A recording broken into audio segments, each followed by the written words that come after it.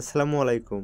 আরেকটি নতুন ভিডিওতে সবাইকে স্বাগতম। ১৯তম শিক্ষক নিবন্ধন ২০২৪ এর সার্কুলার প্রকাশ এনটিআরসিএ আপডেট ৮ই ডিসেম্বর ২০২৪। চলুন এ বিষয়ে জেনে নিই বিস্তারিত।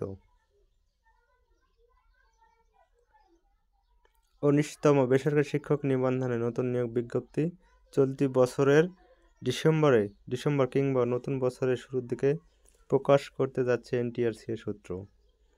বেসরকারি শিক্ষা প্রতিষ্ঠানে শিক্ষক নিয়োগের যোগ্যতা অর্জন করতে হয় নিবন্ধন পরীক্ষার মাধ্যমে।